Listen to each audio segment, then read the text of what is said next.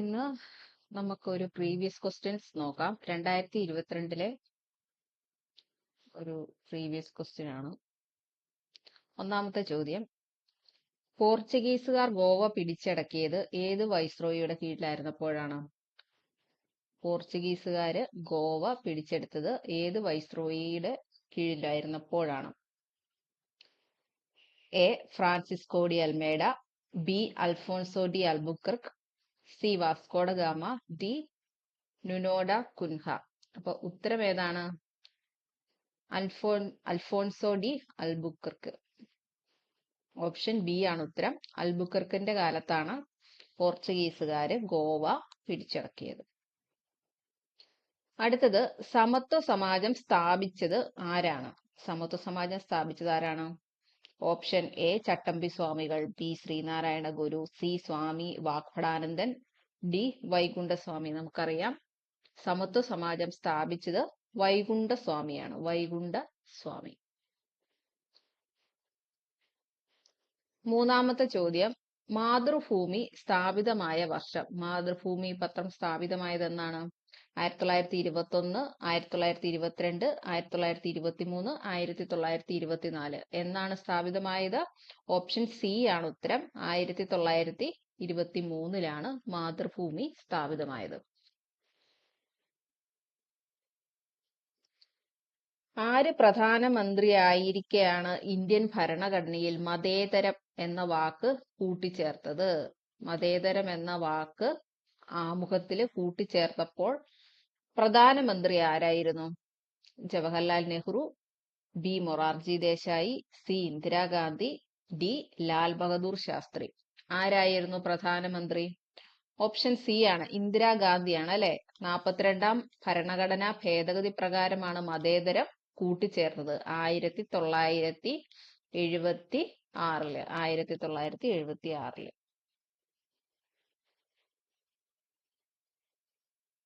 അടുത്ത ചോദ്യം, മനുഷ്യന്റെയും പൗരന്റെയും അവകാശങ്ങളുടെ പ്രഖ്യാപനം. ഇത് താഴെ പറയുന്നതിൽ ഏതുമായിട്ടാണ് ബന്ധപ്പെട്ടിരിക്കുന്നത്? മനുഷ്യന്റെയും പൗരന്റെയും അവകാശ പ്രഖ്യാപനം ഏത് വിപ്ലവവുമായിട്ടാണ് ബന്ധപ്പെട്ടിരിക്കുന്നത് എന്നാണ് ചോദിച്ചിരിക്കുന്നത്. ഇംഗ്ലീഷ് വിപ്ലവം. ഓപ്ഷൻ എ ഇംഗ്ലീഷ് വിപ്ലവം, ബി അമേരിക്കൻ വിപ്ലവം, സി ചൈനീസ് വിപ്ലവം, ഡി ഫ്രഞ്ച് വിപ്ലവം. ഏതാണ്? അവകാശ പ്രഖ്യാപനം നടന്നത് ഫ്രഞ്ച് വിപ്ലവവുമായിട്ട് ബന്ധപ്പെട്ടാണ്. ഫ്രഞ്ച് വിപ്ലവവുമായിട്ട് ബന്ധപ്പെട്ടാണ് അവകാശ പ്രഖ്യാപനം നടന്നത്. അടുത്ത ചോദ്യം, യക്ഷഗാനത്തിന്റെ പിതാവ്. യക്ഷഗാനത്തിന്റെ പിതാവ് ആരാണ്? യക്ഷഗാനത്തിന്റെ പിതാവ് A Vallathol, B Raman Pillai, C Maharaja Swathi Thirunal, D പാർത്തിസുബ്ബ. യക്ഷഗാനത്തിന്റെ പിതാവ് എന്നറിയപ്പെടുന്നത് ആരാണ്? പാർത്തിസുബ്ബയാണ്. പാർത്തിസുബ്ബ. ഓപ്ഷൻ ഡി ആണ് ഉത്തരം. പാർത്തിസുബ്ബയാണ്. അടുത്ത ചോദ്യം, ഒളിമ്പിക്സിൽ ഇന്ത്യക്ക് ആദ്യമായി വ്യക്തിഗത സ്വർണ്ണ മെഡൽ നേടിത്തന്നത് ആരാണ്? A Abhinav Bindra, B Neeraj Chopra, C P V Sindhu, D Mirabai Chanu. ആരാണ് ആദ്യമായിട്ട് ഒളിമ്പിക്സിൽ വ്യക്തിഗത സ്വർണ്ണ മെഡൽ നേടിയത്? അഭിനവ് ബിന്ദ്രയാണ്. അഭിനവ് ബിന്ദ്ര. നമുക്കറിയാം ഷൂട്ടിങ്ങില് അഭിനവ് ബിന്ദ്രയാണ്. അടുത്തത്, കൊച്ചി രാജ്യചരിതം രചിച്ചത്. 1912 കൊച്ചി രാജ്യചരിതം രചിച്ചത്. ആരാണ് രചിച്ചതെന്നാണ്? Option A K P Padmanabha Menon, B Attoor Krishna Pisharody, K Damodaran, D P C Manava Vikraman Raja. Kochi Rajyacharitham രചിച്ചത് ആരാണ്? ഓപ്ഷൻ എ ആണ്, കെ പി പത്മനാഭ മേനോനാണ് കൊച്ചി രാജ്യചരിതം രചിച്ചത്.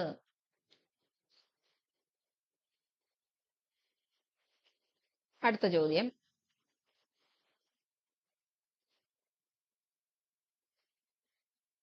താഴെ പറയുന്നവയിൽ ഏഷ്യയിലെ ഏറ്റവും വലിയ ക്രിസ്ത്യാനികളുടെ ഒത്തുചേരലായി കണക്കാക്കപ്പെടുന്നത് ഏതാണ്? ഓപ്ഷൻ എ അർത്തുങ്കലിലെ സെന്റ് സെബാസ്റ്റ്യൻ സദ്യ, ബി മലയാറ്റൂർ പെരുന്നാൾ, സി പുതുപ്പതി ഉത്സവം, ഡി മാരാമൺ കൺവെൻഷൻ. നമുക്കറിയാം, നമ്മൾ ഒരുപാട് കേട്ടിട്ടുള്ളതാണ്, എല്ലാ വർഷവും കേൾക്കുന്നതാണ്. മാരാമൺ കൺവെൻഷൻ ആണ്. ഓപ്ഷൻ ഡി ആണ് ഉത്തരം. മാരാമൺ കൺവെൻഷൻ. അടുത്ത ചോദ്യം, ഉക്രൈന്റെ ഇപ്പോഴത്തെ പ്രസിഡന്റ് ആരാണ്? ഉക്രൈന്റെ ഇപ്പോഴത്തെ president A Volodymyr Zelensky, Petro Poroshenko, C Viktor Yanukovych, D Viktor Yushchenko. ഇതിൽ ആരാണ് ഉക്രൈന്റെ ഇപ്പോഴത്തെ പ്രസിഡന്റ്? ഓപ്ഷൻ എ ആണ് അല്ലെ, വ്ളോഡിമിർ സെലൻസ്കി ആണ് ഉക്രൈന്റെ ഇപ്പോഴത്തെ പ്രസിഡന്റ്. മണൽക്കല്ല് എന്തിനുള്ള ഉദാഹരണമാണ്? മണൽക്കല്ല് എന്ത് തരത്തിലുള്ള ഒരു ശിലയാണ്? Option A കായാന്തരിക Shila, option B ആഗ്നേയ Shila, option C അവസാദ Shila, D മുകളിൽ പറഞ്ഞവയൊന്നുമല്ല. അപ്പം മണൽക്കല്ലെന്ന് പറയുന്നത് എന്ത് തരം ശിലയാണ്? ഓപ്ഷൻ സി ആണ്, അവസാദ ശിലയാണ് അല്ലെ, സെഡിമെന്ററി റോക്കാണ്, അവസാദ ശിലയാണ് മണൽക്കല്ല് എന്ന് പറയുന്നത്.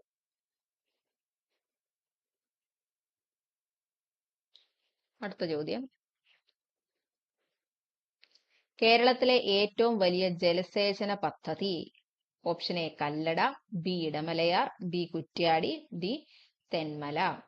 കേരളത്തിലെ ഏറ്റവും വലിയ ജലസേചന പദ്ധതി ഏതാണ്? ഓപ്ഷൻ എ ആണ്, കല്ലട. Option A കല്ലടയാണ്. അടുത്തത്, താഴെ പറയുന്നവയിൽ ഏതാണ് അന്തരീക്ഷത്തിന്റെ ചൂടാകൽ പ്രക്രിയയിൽ ഉൾപ്പെട്ടിരിക്കുന്നത്? ഏതാണ്? ഒന്നാമത്തേത് ചാലകം, രണ്ടാമത്തേത് അഡ്വേഷൻ, 3 സംവഹനം, 4-ാമത്തേത് ഇൻഫിൽട്രേഷൻ. ഇതിൽ ഏതാണ് അന്തരീക്ഷത്തിന്റെ ചൂടാകൽ പ്രക്രിയയിൽ ഉൾപ്പെട്ടിരിക്കുന്നത് എന്നുള്ളതാണ്. ഇപ്പൊ ഏതൊക്കെയാണ്? ഓപ്ഷൻ സി ആണ് ഉത്തരം. ഓപ്ഷൻ സി, അതായത് 1, 2, 3 ആണ്. അതായത് 1, 2, 3 ഏതാണ്? ചാലകമുണ്ട്, അഡ്വേഷനുണ്ട്, സംവഹനമുണ്ട്. ഇത് 3ഉം അന്തരീക്ഷത്തിന് ചൂടാകൽ പ്രക്രിയയിൽ സഹായിക്കുന്നതാണ്. അടുത്ത ചോദ്യം, യു ആകൃതിയിലുള്ള താഴ്വരയുടെ രൂപീകരണം ഈ താഴെ പറയുന്നതിൽ ഏതാണ് സഹായിക്കുന്നത് അല്ലെങ്കിൽ ബന്ധപ്പെട്ടിരിക്കുന്നത്? ഏതാണ്? യു ആകൃതിയിലുള്ള താഴ്വരയുടെ രൂപീകരണം ഏതാണ് സഹായിക്കുന്നത്? അതിന് സഹായിക്കുന്നത് ഏതാണ്? ഓപ്ഷൻ എ ഒഴുകുന്ന വെള്ളം, ബി ഭൂഗർഭജലം, സി കടൽ തിരമാലകൾ, ഡി ഹിമാനികൾ. ഇപ്പൊ ഏതാണ്? ഹിമാനികളാണ്. യു ആകൃതിയിലുള്ള താഴ്വരയുടെ രൂപീകരണത്തിന് സഹായിക്കുന്നത് ഹിമാനികളാണ്. ഹിമാനികൾ.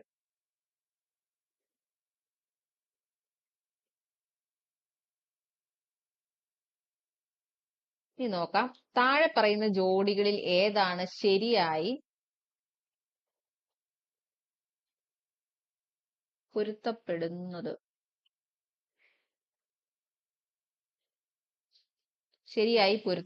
ഏതൊക്കെയാണ് ശരിയായിട്ടുള്ളതെന്നാണ് ചോദിച്ചിരിക്കുന്നത്. ന്യൂക്ലിയർ പവർ സ്റ്റേഷൻസ് തന്നിട്ടുണ്ട്, സംസ്ഥാനങ്ങൾ തന്നിട്ടുണ്ട്. അപ്പൊ ഒന്നാമത്തേത് നറോറ ഉത്തർപ്രദേശ്, റാവത്ത് ഭട്ട മധ്യപ്രദേശ്, താരാപൂർ മഹാരാഷ്ട്ര, കൈഗ കർണാടക. ഇതിൽ ഏതൊക്കെയാണ് ശരിയായിട്ടുള്ളത്? നറോറ ഉത്തർപ്രദേശ് ആണവ നിലയം അല്ലെ, ന്യൂക്ലിയർ പവർ സ്റ്റേഷൻ നറോറ ഉത്തർപ്രദേശിൽ തന്നെയാണത്. ശരിയാണ്. റാവത്ത് ഭട്ട മധ്യപ്രദേശ് ആണോ? റാവത്ത് ഭട്ട മധ്യപ്രദേശ് അല്ല, റാവത്ത് ഭട്ട രാജസ്ഥാനാണ്. റാവത്ത് ഭട്ട രാജസ്ഥാനാണ്. താരാപൂർ മഹാരാഷ്ട്രയാണ്. താരാപൂർ ആണവ നിലയം മഹാരാഷ്ട്രയാണ്. കൈഗ കർണാടകയിൽ തന്നെയാണ്. ശരിയാണ്. അപ്പൊ ഏതൊക്കെയാണ് ശരി? 1, 3, 4 ശരി. 1, 3, 4 ശരി. അപ്പൊ ബി ആണ് ഇവിടത്തെ ഓപ്ഷൻ, കറക്റ്റ് ആയിട്ടുള്ള ഓപ്ഷൻ.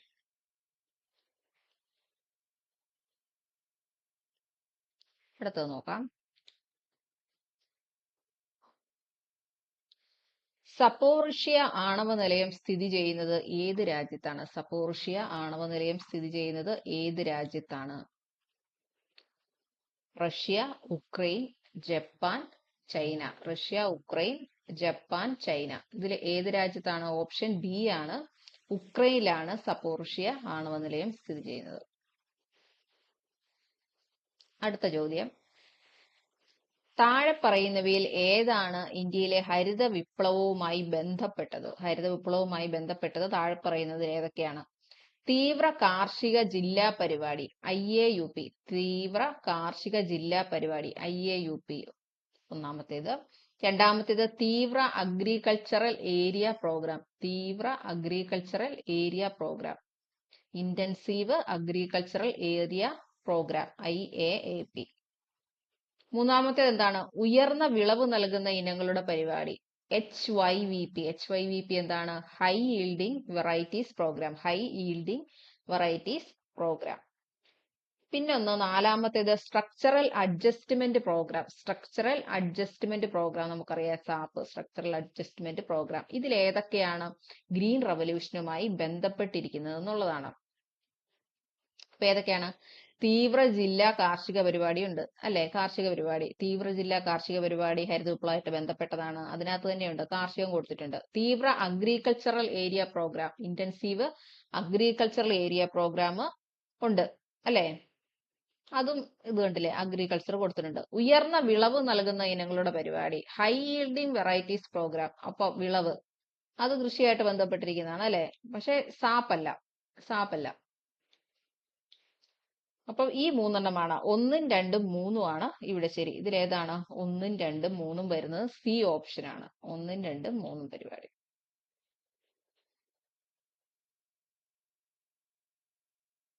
അടുത്തത്, താഴെ പറയുന്നവയിൽ ഏതാണ് ഒരു സാധാരണ താമസക്കാരന് ബാധകമായ ആദായ നികുതി നിരക്ക്? അതായത് സീനിയർ, സൂപ്പർ സീനിയർ സിറ്റിസൺസ് ഒഴികെ സാധാരണക്കാരന് ബാധകമായ ആദായ നികുതി നിരക്ക് ഏതാണെന്നാണ് ചോദിച്ചിരിക്കുന്നത്. ഒന്നാമത്തേത് 2,50,000 രൂപ വരെയുള്ളത് നില്ല്, അതുവരെ നികുതിയില്ല. രണ്ടാമത്തേത് 2,50,000 മുതൽ 5 ലക്ഷം രൂപ വരെ 5%. 2,50,000 മുതൽ 5 ലക്ഷം വരെ 5% നികുതി. മൂന്നാമത്തേത് 5 ലക്ഷം മുതൽ 10 ലക്ഷം രൂപ വരെ 10%. 5 ലക്ഷം രൂപ മുതൽ 10 ലക്ഷം രൂപ വരെ 10%. 10 ലക്ഷം രൂപയ്ക്ക് മുകളില് 20%. ഇതിൽ ഏതാണ് ഒരു സാധാരണക്കാരന് ബാധകമായിട്ടുള്ള ആദായ നികുതി എന്നാണ് ചോദിച്ചിരിക്കുന്നത്. അപ്പൊ ഇതില് സാധാരണക്കാരന് ബാധകമായിട്ടുള്ളത് ഇത് 2,50,000 രൂപ വരെ നികുതിയില്ല. പിന്നെ 2,50,000 മുതൽ 5 ലക്ഷം വരെ 5%. ഇത് രണ്ടുമാണ് സാധാരണക്കാരനായിട്ടുള്ളത്. അപ്പൊ ഇവിടെ ഓപ്ഷൻ ഏതാണ്? ഓപ്ഷൻ എ ആണ് കറക്റ്റ് ആയിട്ട് വരുന്നത്. 1, 2. 1, 2.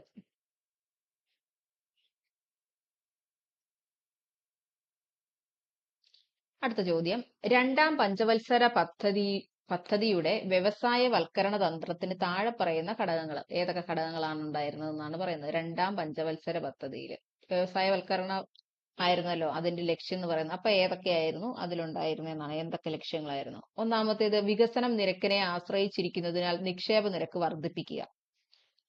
രണ്ടാമത്തേത്, ഹെവി ക്യാപിറ്റൽ ഗുഡ്സ് സെക്ടറുകളിൽ നിക്ഷേപത്തിന്റെ അനുപാതം വർദ്ധിപ്പിച്ച് ഉൽപാദന ശക്തിയുടെ ദ്രുതഗതിയിലുള്ള വികാസം സാധ്യമാക്കുക. മൂന്നാമത്തേത്, സ്വകാര്യ മേഖലയ്ക്ക് കൂടുതൽ അനുകൂലമായ അന്തരീക്ഷം പ്രദാനം ചെയ്യുക. സ്വകാര്യ മേഖലയ്ക്ക് കൂടുതൽ അനുകൂലമായ അന്തരീക്ഷം പ്രദാനം ചെയ്യുക. പൊതുമേഖലയുടെ വ്യാപ്തിയും പ്രാധാന്യവും വർദ്ധിപ്പിക്കുക. അതിലേതാണെന്നാണ് ചോദിച്ചിരിക്കുന്നത്. ഇവിടെ നോക്കിയേ, രണ്ടാം പഞ്ചവത്സര പദ്ധതിയുടെ ലക്ഷ്യം എന്ന് പറയുന്നത് 1, 2, 3 ആണ്. ഏതൊക്കെയാണ്? വികസന നിരക്കിനെ ആശ്രയിച്ചിരിക്കുന്നതിനാൽ നിക്ഷേപ നിരക്ക് വർദ്ധിപ്പിക്കുക. ഹെവി ക്യാപിറ്റൽ ഗുഡ്സ് സെക്ടറുകളിൽ നിക്ഷേപത്തിന്റെ അനുപാതം വർദ്ധിപ്പിച്ച് ഉൽപാദന ശക്തിയുടെ ദ്രുതഗതിയിലുള്ള വികാസം സാധ്യമാക്കുക. ഉൽപാദനം കൂട്ടുക. പിന്നൊന്ന്, സ്വകാര്യ മേഖലയ്ക്ക് അല്ലെ, സ്വകാര്യ മേഖലയ്ക്ക് കൂടുതൽ പ്രാധാന്യം നൽകി. സ്വകാര്യ മേഖലയ്ക്ക് കൂടുതൽ അനുകൂലമായ അന്തരീക്ഷം പ്രദാനം ചെയ്യുക എന്നുള്ളത്. പൊതുമേഖല ഇത് തെറ്റാണ്. അപ്പൊ ഇവിടെ ആൻസർ എന്ന് പറയുന്നത് 1, 2, 3 ആണ്. 1, 2.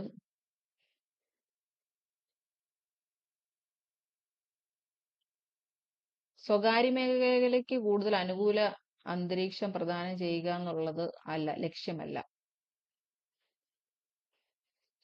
ഇത് തെറ്റാണ്. ഇതാണ് ശരി. അപ്പൊ ഡി ആണ് ഉത്തരം വരുന്നത്. 1 സി, 1, 2, 4 ആണ് ശരിയായിട്ടുള്ള ഉത്തരം വരുന്നത്. 1, 2, 4. ഇതില്ല. സ്വകാര്യ മേഖലയ്ക്കല്ല, പൊതുമേഖലയ്ക്കാണ് പ്രാധാന്യം കൊടുക്കുന്നത്.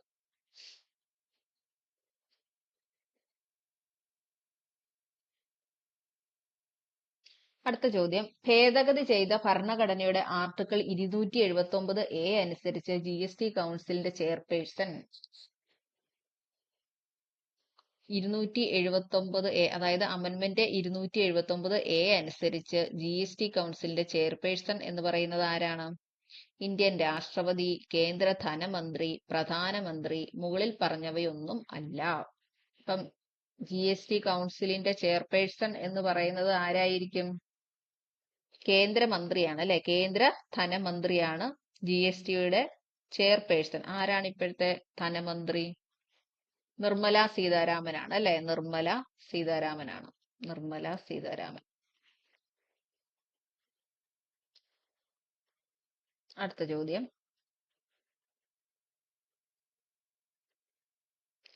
താഴെ പറയുന്ന കമ്മിറ്റികളിൽ ഏതാണ് ഇന്ത്യൻ രൂപയുടെ മൂലധന അക്കൗണ്ട് പരിവർത്തനക്ഷമതയുമായി ബന്ധപ്പെട്ടിരിക്കുന്നത്? പരിവർത്തനക്ഷമതയുമായിട്ട് ബന്ധപ്പെട്ടിരിക്കുന്നത് ഏത് കമ്മിറ്റിയാണ്? Tarapur committee, Tiwari committee, Chellaiah committee, Narasimham committee.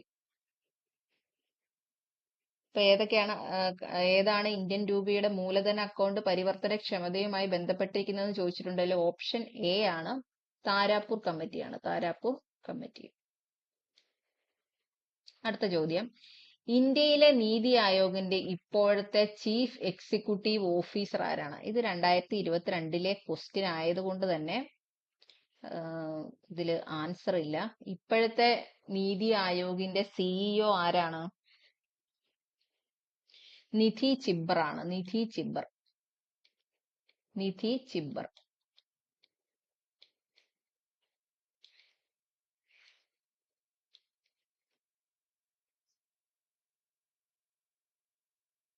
ഇതിന് മുമ്പത്തെ ആയിരുന്നു നിധി ചിബ്ബർ. ഫെബ്രുവരി 2026 മുതലാണ് കയറിയിരിക്കുന്നത്. അതിനു മുമ്പ് ആരായിരുന്നു? അതിനു മുമ്പ് BVR സുബ്രഹ്മണ്യമായിരുന്നു അല്ലെ? CEO BVR സുബ്രഹ്മണ്യമായിരുന്നു.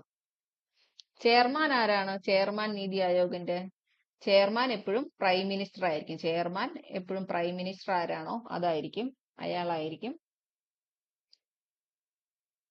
വൈസ് ചെയർമാൻ ഇപ്പോഴത്തേത് സുമൻ ബെറിയാണ്. സുമൻ ബെറി മാറിയിട്ടില്ല, ഇപ്പോഴും സുമൻ ബെറി തന്നെയാണ്.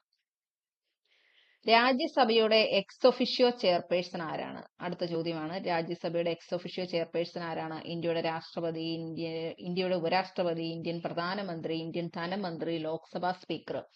ഇതില് രാജ്യസഭയുടെ എക്സ് ഒഫിഷ്യോ ചെയർപേഴ്സൺ എന്ന് പറയുന്നത് ഉപരാഷ്ട്രപതിയാണ് അല്ലെ? രാജ്യസഭയുടെ ചെയർമാൻ എന്ന് പറയുന്നത് ഉപരാഷ്ട്രപതിയാണ്. ഇന്ത്യയുടെ ഉപരാഷ്ട്രപതിയായിരിക്കും. അടുത്ത ചോദ്യം, ഇന്ത്യൻ ഭരണഘടനയുടെ ഹൃദയവും ആത്മാവും എന്ന് ആർട്ടിക്കിൾ 32 പറഞ്ഞതാരാണ്? ആർട്ടിക്കിൾ 32 ഇന്ത്യൻ ഭരണഘടനയുടെ ഹൃദയവും ആത്മാവുമാണ് എന്ന് അഭിപ്രായപ്പെട്ടത് ആരാണ്? Option A doctor BR Ambedkar, B doctor Ram Manohar Lohia, C doctor Rajendra Prasad, D doctor S Radhakrishnan. ആരാണ് അങ്ങനെ പറഞ്ഞത്? BR അംബേദ്കർ ആണ് അല്ലെ? ഡോക്ടർ BR അംബേദ്കർ ആണ് ആർട്ടിക്കിൾ 32 ഇന്ത്യൻ ഭരണഘടനയുടെ ഹൃദയവും ആത്മാവും ആണ് എന്ന് പറഞ്ഞത്. അടുത്ത ചോദ്യം, സ്വത്തവകാശം മൗലികാവകാശമല്ല, ഇപ്പോൾ അതൊരു നിയമപരമായ അവകാശമാണ്. ആർട്ടിക്കിൾ പരാമർശിക്കുക. ഏത് ആർട്ടിക്കിളാണ്? സ്വത്തവകാശം ഇപ്പോൾ മൗലികാവകാശമല്ല, അതിൽ നിന്ന് മാറ്റി അല്ലെ? 44 ഭരണഘടന ഭേദഗതി വഴി 1978. 1978 44 ഭരണഘടനാ ഭേദഗതി വഴി സ്വത്തവകാശത്തെ മൗലികാവകാശങ്ങളുടെ പട്ടികയിൽ നിന്നും മാറ്റി നിയമാവകാശമാക്കി. അത് ഏത് ഭരണഘടന അനുച്ഛേദമാണ് എന്നാണ് ചോദിച്ചിരിക്കുന്നത്. Article 21A, article 51A, article 300A, article 370A. ഏതാണ്? ആർട്ടിക്കിൾ 300A ആണ്. ആർട്ടിക്കിൾ 300A ആണ് സ്വത്തവകാശത്തെ പറ്റി പരാമർശിച്ചിരിക്കുന്നത്. അടുത്ത ചോദ്യം, ഇന്ത്യ ഒരു അർദ്ധ ഫെഡറൽ സംവിധാനമാണ്, അതായത് ക്വാസി ഫെഡറൽ എന്ന് പറഞ്ഞത് ആരാണ്? KC വെയർ, DD ബസു ആണ്. DD Basu AV Dicey, Madison ഇവരിൽ ആരാണ് ഇന്ത്യ ഒരു ഖാസി ഫെഡറൽ ആണെന്ന് പറഞ്ഞത്? ഓപ്ഷൻ എ ആണ്, KC വെയർ ആണ് പറഞ്ഞത്. ഓപ്ഷൻ എ, KC വെയർ ആണ് പറഞ്ഞത്. അടുത്തത് മിന്റോ മോർലി പരിഷ്കരണ നിയമം ഏത് വർഷമാണ്? മിന്റോ മോർലി പരിഷ്കരണ നിയമം താഴെ പറയുന്നതിൽ ഏത് വർഷമാണ് നിലവിൽ വന്നത്? Minto Morley 1858, 1861, 1892, 1909. ഓപ്ഷൻ ഡി ആണ്, 1909 മിന്റോ മോർലി ഭരണ പരിഷ്കാരം നിലവിൽ വന്നത്. അടുത്ത ചോദ്യം,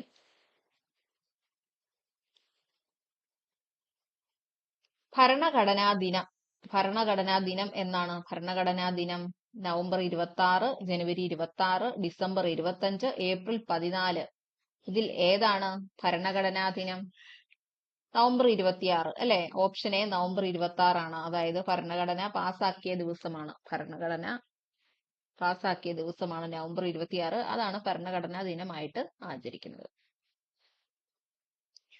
അടുത്ത ചോദ്യം, മതേതരം എന്ന വാക്ക് ആമുഖത്തിൽ ഉൾപ്പെടുത്തിയത് ഏത് ഭേദഗതിയിലൂടെയാണ്? മതേതരം ആമുഖത്തിലാണ് അല്ലെ? ആമുഖത്തില് ഏത് അമെന്റ്മെന്റിലൂടെയാണ് മതേതരം എന്ന വാക്ക് കൂട്ടിച്ചേർത്തത്? 44, 42, 62, 73. ഏത് അമെന്റ്മെന്റ് ആണ്? നമുക്കറിയാം ഓപ്ഷൻ ബി ആണ്, 42 അമെന്റ്മെന്റിലൂടെയാണ് കൂട്ടിച്ചേർത്തത്. അടുത്ത ചോദ്യം, ഭരണഘടനയുടെ ഏത് ഭാഗമാണ് മൗലികാവകാശങ്ങൾ കൈകാര്യം ചെയ്യുന്നത്? ഭരണഘടനയുടെ ഏത് ഭാഗത്താണ് മൗലികാവകാശങ്ങളെ ഉൾപ്പെടുത്തിയിരിക്കുന്നത്? ഭാഗം 4, ഭാഗം 5, ഭാഗം 3, ഭാഗം 6. ഏതിലാണ്? ഭാഗം 3ലാണ് അല്ലെ? ഓപ്ഷൻ സി ആണ്, ഭാഗം 3ലാണ് മൗലികാവകാശങ്ങളെ ഉൾപ്പെടുത്തിയിരിക്കുന്നത്. അടുത്ത ചോദ്യം, ഹൈക്കോടതിക്ക് അനുച്ഛേദ പ്രകാരം, അതായത് ഹൈക്കോടതി റിട്ട് പുറപ്പെടുവിക്കുന്ന അനുച്ഛേദം ഏതാണ്? ഏത് അനുച്ഛേദം പ്രകാരമാണ് ഹൈക്കോടതി റിട്ട് പുറപ്പെടുവിക്കുന്നത്? Article 226, article 32, article 356, 370 ആർട്ടിക്കിളാണ്. രണ്ടും ആർട്ടിക്കിളാണ്. ഹൈക്കോടതി റിട്ട് പുറപ്പെടുവിക്കുന്ന ആർട്ടിക്കിൾ ഏതാണ്? ഓപ്ഷൻ എ ആണ്, 226 ആണ്. 226 ആണ്. അടുത്ത ചോദ്യം, ഭരണഘടനയുടെ ഏത് അനുച്ഛേദ പ്രകാരമാണ് സംസ്ഥാന ഗവർണറെ നിയമിക്കുന്നത്?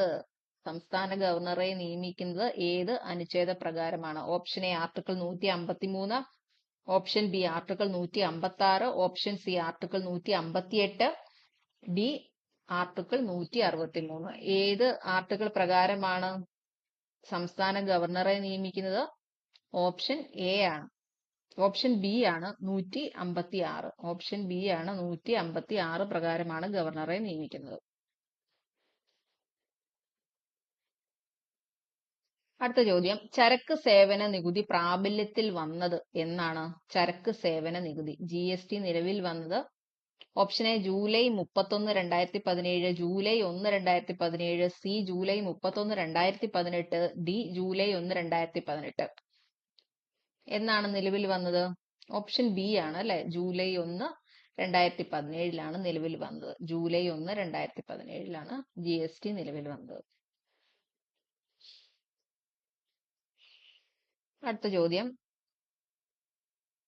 സാമൂഹ്യനീതി വകുപ്പ് ആരംഭിച്ച സായം പ്രഭ ഹോം പദ്ധതി ഡേ കെയർ സൗകര്യങ്ങൾ ആർക്കാണ് അതിന്റെ പ്രയോജനം ലഭിക്കുന്നതെന്നാണ്? സാമൂഹ്യനീതി വകുപ്പ് ആരംഭിച്ച സായം പ്രഭ ഹോം പദ്ധതി ഡേ കെയർ സൗകര്യങ്ങൾ ആർക്കാണ് അതിന്റെ പ്രയോജനം ലഭിക്കുന്നത്?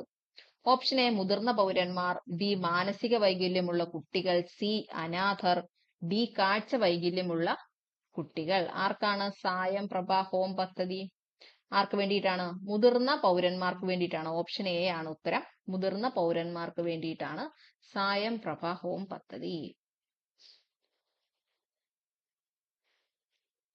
അടുത്ത ചോദ്യം, ഇന്ത്യൻ ഭരണഘടനയുടെ ഏത് ഭേദഗതിയാണ് പഞ്ചായത്തി രാജുമായിട്ട് ബന്ധപ്പെട്ടിരിക്കുന്നത്? പഞ്ചായത്തി രാജുമായിട്ട് ബന്ധപ്പെട്ടിരിക്കുന്നത് ഏതാണ്?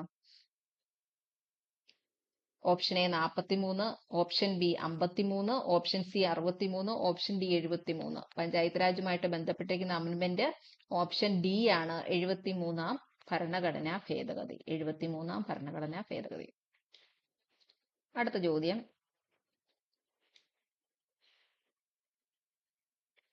2019 104ാം ഭേദഗതി താഴെ പറയുന്നതുമായി എന്തുമായിട്ടാണ് ബന്ധപ്പെട്ടിരിക്കുന്നത്? 104ാം ഭേദഗതി ഏതുമായിട്ടാണ് ബന്ധപ്പെട്ടിരിക്കുന്നത്? ഓപ്ഷൻ എ പാർലമെന്റിലെ ആംഗ്ലോ ഇന്ത്യൻ പ്രാതിനിധ്യം നിർത്തലാക്കൽ. ഓപ്ഷൻ ബി SCBCയുടെ തിരിച്ചടി സംസ്ഥാന സർക്കാരിന് തിരിച്ചറിയാനുള്ള അധികാരം. സി ദേശീയ ചരക്ക് സേവന നികുതി. ഡി ചില പ്രദേശങ്ങൾ ബംഗ്ലാദേശിലേക്ക് കൈമാറൽ. ഇതിലേതാണ് 104ാം ഭേദഗതി? 104ാം ഭേദഗതി എന്തിനു വേണ്ടിയിട്ടുള്ളതായിരുന്നു? പാർലമെന്റിലെ ആംഗ്ലോ ഇന്ത്യൻ പ്രാതിനിധ്യം നിർത്തലാക്കിയത് സംബന്ധിച്ചുള്ളതാണ് 104ാം ഭേദഗതി. ഓപ്ഷൻ എ ആണ് ഉത്തരം. നിയമത്തിന്റെ ആത്മാവ് എഴുതിയത് ആരാണ്? അടുത്ത ചോദ്യമാണ്. നിയമത്തിന്റെ ആത്മാവ് നിയമത്തിന്റെ ആത്മാവ്, നിയമത്തിന്റെ അന്തസത്ത എന്നൊക്കെ പറയും. Spirit of laws. Spirit of laws എഴുതിയത് ആരാണ്? AV Dicey, JS Mill, Austin Montesquieu. Spirit of laws എഴുതിയത് ഓപ്ഷൻ ബി ആണ്, മൊണ്ടസ്ക്യൂ. മൊണ്ടസ്ക്യൂ ആണ് സ്പിരിറ്റ് ഓഫ് ലോസ് എഴുതിയത്. അടുത്തത്, താഴെ പറയുന്നവയിൽ ഏതാണ് തെറ്റായി പൊരുത്തപ്പെടുന്നത്? താഴെ പറയുന്നവയിൽ ഏതാണ് തെറ്റായിട്ട് കൊടുത്തിരിക്കുന്നതെന്നാണ് ജോഡി. കോളറ പ്രോട്ടോസോവ, വില്ലൻ ചുമ ബാക്ടീരിയ, ജലദോഷം rhino virus, filariasis helminthes. Filariasis helminthes. അപ്പൊ ഇതിലേതാണ് തെറ്റായിട്ട് പൊരുത്തപ്പെടുന്നത്? കോളറ. കോളറ പരത്തുന്നത്, കോളറയ്ക്ക് കാരണമാകുന്നത് പ്രോട്ടോസോവയാണോ? അല്ല, അല്ലേ? കോളറയ്ക്ക് കാരണമാകുന്നത് പ്രോട്ടോസോവയല്ല. കോളറയ്ക്ക് കാരണമാകുന്നത് ബാക്ടീരിയ ആണ്. ഏതാണ്? Vibrio cholerae. വിബ്രിയോ കോളറെ എന്നുള്ള ബാക്ടീരിയ ആണ് കോളറയ്ക്ക് കാരണമാകുന്നത്. വില്ലൻ ചുമ ബാക്ടീരിയ ആണ്, അല്ലെ? ജലദോഷം റൈനോ വൈറസ് ആണ്. Filariasis helminthes. ഫൈലേറിയാസിസ്. അപ്പം ഇത് മൂന്നും ശരിയാണ്. അപ്പൊ ഇവിടെ ശരി, തെറ്റായിട്ട് പറഞ്ഞിരിക്കുന്നതാണ് നമുക്ക് കണ്ടുപിടിക്കേണ്ടത്. അപ്പം എ ആണ് ഇവിടുത്തെ തെറ്റ്. കോളറ പ്രോട്ടോസോവ, അത് തെറ്റാണ്.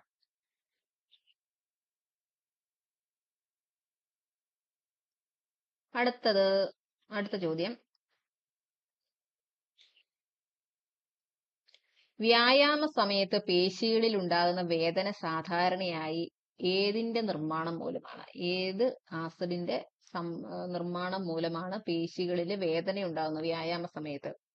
Option A acetic acid, option B hydrochloric acid, option C lactic acid, D citric acid. ഏതാണ്? ഓപ്ഷൻ സി ആണ്. ലാക്റ്റിക് ആസിഡിന്റെ നിർമ്മാണം മൂലമാണ് പേശികളിൽ വേദന ഉണ്ടാകുന്നത്. Lactic acid.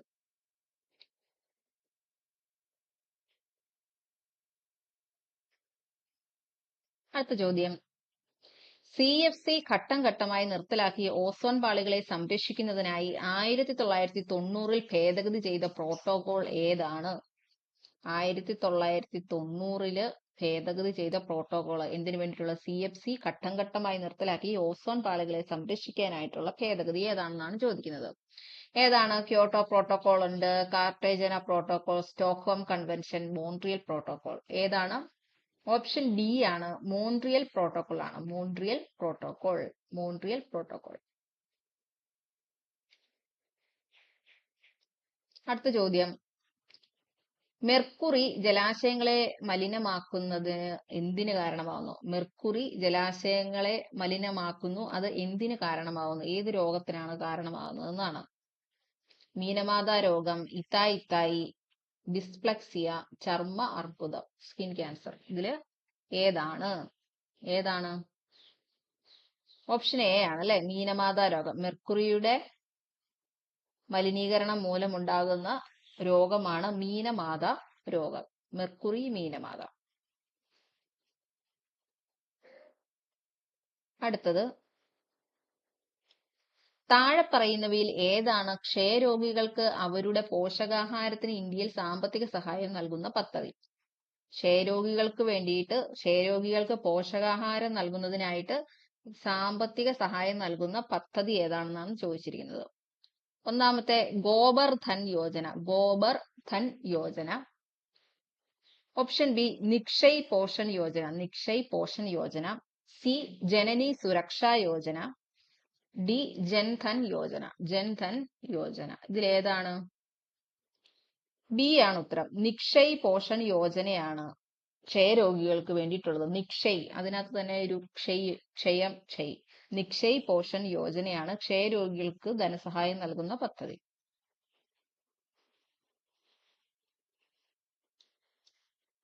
അടുത്തത്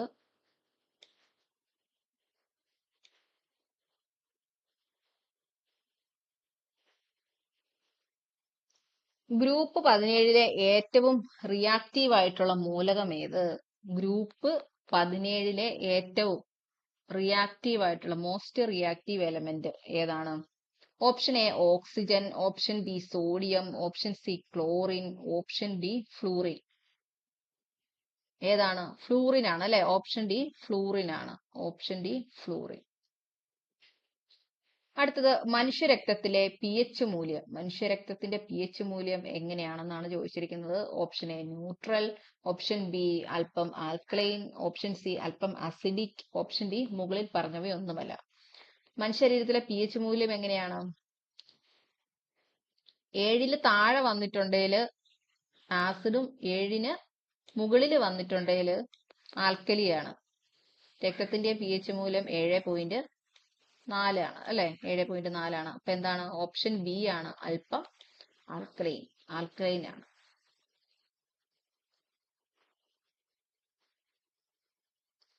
അടുത്ത ചോദ്യം, അക്വാ റീജിയിൽ HCl മുതൽ HNO3 വരെയുള്ള അനുപാതം ഏതാണ്? HCl മുതൽ HNO3 വരെയുള്ള അനുപാതം ഏതാണ്? 3:1, ബി 1:3, സി 1:1, ഡി 2:1. അപ്പൊ ഏതാണ് അനുപാതം എന്ന് പറയുന്നത്? 3:1 ആണ്. 3:1 ആണ് അക്വാ റീജിയിലെ HClന്റെയും HNO3യുടെയും അനുപാതം.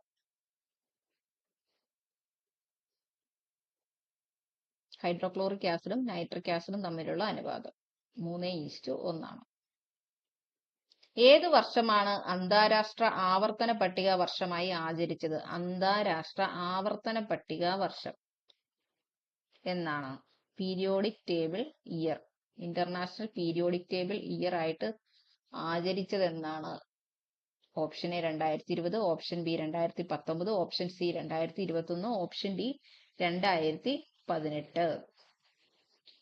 ഓപ്ഷൻ ബി ആണ് ഉത്തരം. 2019. പീരിയോഡിക് ടേബിൾ ഇയർ 2019 ആയിട്ടാണ് ആചരിച്ചത്. 2019 ആചരിച്ചത്. അപ്പൊ ഇത്രയാണ് പ്രീവിയസ് ക്വസ്റ്റ്യൻസ്.